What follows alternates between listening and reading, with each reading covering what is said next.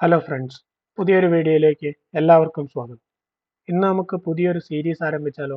Power point പ്രസന്റേഷനെ കുറിച്ച് ബേസിക്സിൽ തുടങ്ങി അതിന്റെ അഡ്വാൻസ് ലെവൽ വരെയാണ് ഈ സീരീസിന്റെ ഉദ്ദേശം. എന്താണ് പവർ പോയിന്റ്, എങ്ങനെയാണ് ഉപയോഗിക്കുക തുടങ്ങിയ കാര്യങ്ങളെല്ലാം നമുക്ക് ഈ സീരീസിലൂടെ പരിചയപ്പെടാം. സോ ഒരിക്കൽ കൂടി ഈ പുതിയൊരു യാത്രയിലേക്ക് എല്ലാവർക്കും സ്വാഗതം.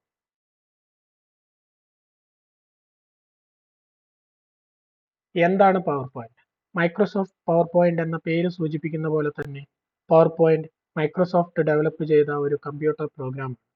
നമുക്കിതിനെ ഒരു ഡിജിറ്റൽ ക്യാൻവാസ് പോലെ കണക്കാക്കാം. അതിലേക്ക് നമുക്ക് വാക്കുകൾ, ചിത്രങ്ങൾ അല്ലെങ്കിൽ വീഡിയോകൾ വരെ ആഡ് ചെയ്യാം. അതുവഴി നമ്മുടെ ഐഡിയാസ് മറ്റുള്ളവരിലേക്ക് ഷെയർ ചെയ്യാം. നമുക്കിപ്പോൾ എന്തെങ്കിലും ഒരു വലിയ കാര്യം മറ്റുള്ളവർക്ക് വേണ്ടി എക്സ്പ്ലെയിൻ ചെയ്തു കൊടുക്കണമെന്ന് വിചാരിക്കുക. ആ അവസരത്തിൽ നമ്മൾ വെറുതെ നിന്ന് സംസാരിക്കുക അല്ലെങ്കിൽ ഒരു ബോർഡിൽ എഴുതി കാണിക്കുക എന്നതിനു പകരം കുറച്ചുകൂടി എഫക്റ്റീവ് ആയിട്ട് നമുക്ക് പവർ പോയിന്റ് ഉപയോഗിക്കാം. സോ എല്ലാവർക്കും പവർ പോയിന്റ് എന്താണ്, അത് എന്തിനാണ് ഉപയോഗിക്കുന്നത് എന്ന് മനസ്സിലായി എന്ന് വിചാരിക്കുന്നു. ഈ ഒരു വീഡിയോ സീരീസിലൂടെ നമുക്ക് പവർ പോയിന്റിനെ കുറിച്ച് കൂടുതൽ മനസ്സിലാക്കാം. ആദ്യമായി നമുക്ക് പവർ പോയിന്റ് എങ്ങനെ ഓപ്പൺ ചെയ്യാമെന്ന് നോക്കാം. അതിനായി ഞാനിവിടെ സെർച്ച് ചെയ്ത് നൽകുകയാണ് പവർ പോയിന്റ് എന്ന്. സോ ഇവിടെ നിങ്ങൾക്ക് കാണാം, ഈ കമ്പ്യൂട്ടറിൽ ഇൻസ്റ്റാൾ ആയിട്ടുള്ള ആപ്ലിക്കേഷൻ ഇവിടെ ലിസ്റ്റ് ചെയ്തിരിക്കുന്നു. അതിൽ ക്ലിക്ക് ചെയ്ത് നമുക്ക് പവർ പോയിന്റ് ഓപ്പൺ ചെയ്യാം. സോ ഇതാണ് പവർ പോയിന്റ് ഓപ്പൺ ചെയ്യുമ്പോൾ നമ്മൾ ആദ്യമായി കാണുന്ന വിൻഡോ. ഇതിനെ നമുക്ക് വെൽക്കം സ്ക്രീൻ എന്ന് വിളിക്കാം. ഇവിടെ ഒരു ബ്ലാങ്ക് പ്രസന്റേഷൻ ഓപ്പൺ ചെയ്യാനുള്ള ഓപ്ഷൻ ഉണ്ട്. അതുപോലെ തന്നെ വിവിധ തരം തീംസും ഇവിടെ അവൈലബിൾ ആണ്. തീംസ് എന്ന് പറഞ്ഞാൽ ഒരു ഫോർമാറ്റിൽ ക്രിയേറ്റ് ചെയ്യപ്പെട്ട പവർ പോയിന്റ് ആണ്. അതിലേക്ക് നമ്മുടെ കയ്യിലുള്ള ഡാറ്റാസ് ആഡ് ചെയ്ത് പ്രസന്റേഷൻ ക്രിയേറ്റ് ചെയ്യാം. ഇവിടെ ഒരുപാട് തീംസ് ഉണ്ട്. അതുപോലെ തന്നെ ഇവിടെ മോർ തീംസ് എന്ന ഓപ്ഷനിൽ ക്ലിക്ക് ചെയ്ത് കഴിഞ്ഞാൽ ഓരോ കാറ്റഗറി നമുക്ക് കാണാവുന്നതാണ്. നമുക്ക് ഹോമിലേക്ക് തന്നെ തിരിച്ചു പോകാം. അതിനുശേഷം ഇവിടെ കാണുന്നത് നമ്മൾ റീസെൻ്റായി ഓപ്പൺ ചെയ്തിട്ടുള്ള പവർ പോയിന്റ് പ്രസന്റേഷനുകളാണ്. ഓക്കെ, നമുക്കിപ്പോൾ ആദ്യമായി ബ്ലാങ്ക് പ്രസന്റേഷൻ ഒരെണ്ണം ഓപ്പൺ ചെയ്യാം. സോ ഇതാണ് നമ്മൾ പവർ പോയിന്റ് പ്രസന്റേഷൻ ഓപ്പൺ ചെയ്ത് കഴിയുമ്പോൾ കാണുന്ന വിൻഡോ. ഇതിനെ നമുക്ക് പവർ പോയിന്റിന്റെ ഇന്റർഫേസ് എന്ന് വിളിക്കാം. നമുക്ക് ആദ്യമായി പവർ പോയിന്റ് പ്രസന്റേഷന്റെ ഇന്റർഫേസിനെ കുറിച്ചൊന്ന് പരിചയപ്പെടാം. സോ പവർ പോയിന്റിന്റെ ഏറ്റവും മുകളിലായി ഇവിടെ കാണുന്ന ഈ ഒരു ഭാഗത്തെയാണ് നമ്മൾ ക്വിക്ക് ആക്സസ് ടൂൾ ബാർ എന്ന് വിളിക്കുന്നത്. അതിനുശേഷം അതിന് തൊട്ടു താഴെയായി കാണുന്ന ഈ ഒരു ഭാഗത്തെ റിബൺസ് എന്ന് വിളിക്കുന്നു. ഈ റിബൺസിൽ നമുക്ക് നിരവധി ടാബുകൾ കാണാവുന്നതാണ്. ഓരോ ടാബും നമ്മൾ ക്ലിക്ക് ചെയ്യുമ്പോൾ ഇവിടെ പലതരം ടൂൾസ് അവൈലബിൾ ആണ്. ഓരോ ടാബിനെ കുറിച്ചും നമുക്ക് വഴിയെ ഓരോ വീഡിയോയിലൂടെ മനസ്സിലാക്കാം. തൽക്കാലം ഇതിന്റെ ഇന്റർഫേസ് മാത്രം ഒന്ന് മനസ്സിലാക്കുക. അതിനുശേഷം നമുക്കിവിടെ റൈറ്റ് സൈഡിൽ കാണുന്ന ഈ ഒരു ഭാഗത്തെ നമ്മൾ ടാസ്ക് പെയിൻ എന്നാണ് വിളിക്കുന്നത്.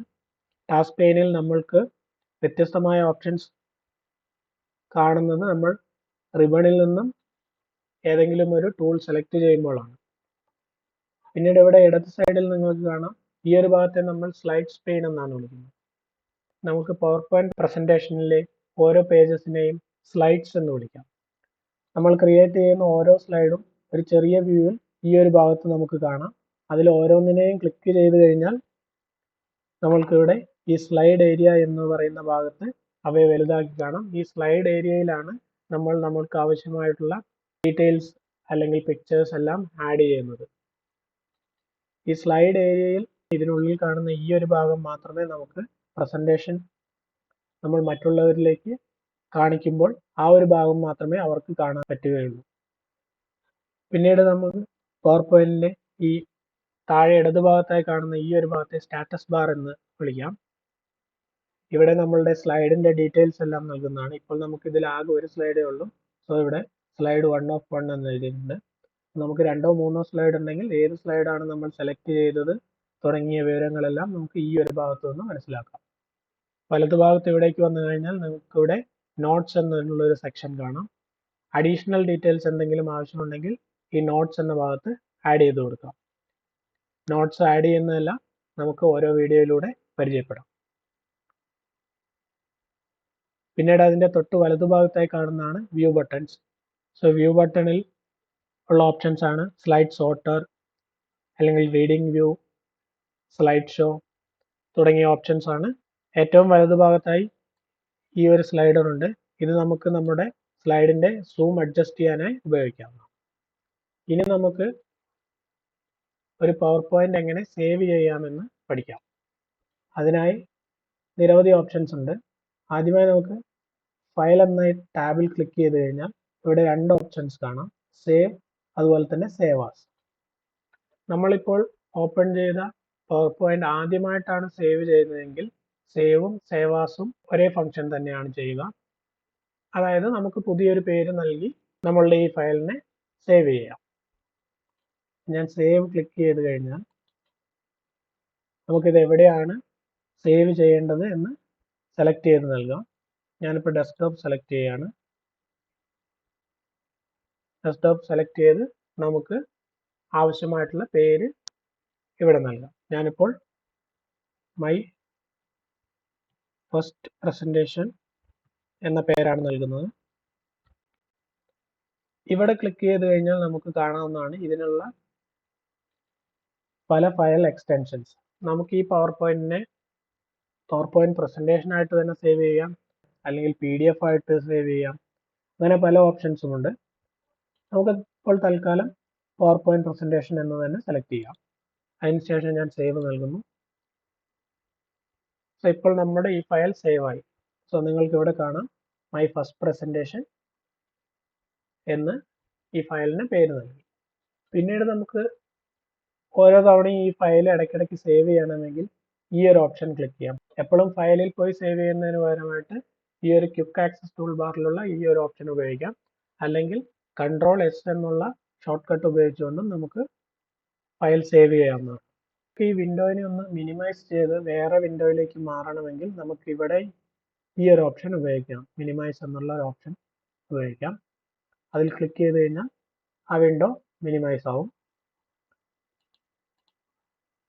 അതല്ല ഈ വിൻഡോനെ ഒന്ന് ചെറുതാക്കണമെങ്കിൽ ഈ ഒരു ഓപ്ഷൻ ക്ലിക്ക് ചെയ്യാവുന്നതാണ്. അപ്പോൾ ആ വിൻഡോ ചെറുതായി. ഇനി തിരിച്ച് വീണ്ടും അതേ വ്യൂയിലേക്ക് തന്നെ വരാനായി അതേ ഓപ്ഷനിൽ തന്നെ ഒന്നുകൂടി ക്ലിക്ക് ചെയ്യുക. അതുപോലെ തന്നെ ഈ പവർ പോയിന്റ് ക്ലോസ് ചെയ്യാനായി ഈ X എന്നുള്ള ഓപ്ഷനിൽ ഇവിടെ ക്ലിക്ക് ചെയ്താൽ മതി. സോ അത്രയൊക്കെയുമാണ് പവർ പോയിന്റിനെ കുറിച്ച് സ്റ്റാർട്ടിങ്ങിൽ പറയാനുള്ളത്. ഈ ഒരു വീഡിയോ എല്ലാവർക്കും ഇഷ്ടമായി എന്ന് വിചാരിക്കുന്നു. തുടർന്നും ഇതുപോലുള്ള വീഡിയോസ് ലഭിക്കുന്നതിനായി ഈ ചാനൽ ലൈക്ക് ചെയ്യുക, ഷെയർ ചെയ്യുക, സബ്സ്ക്രൈബ് ചെയ്യുക. മറ്റൊരു വീഡിയോയുമായി വീണ്ടും കാണാം. Thank you.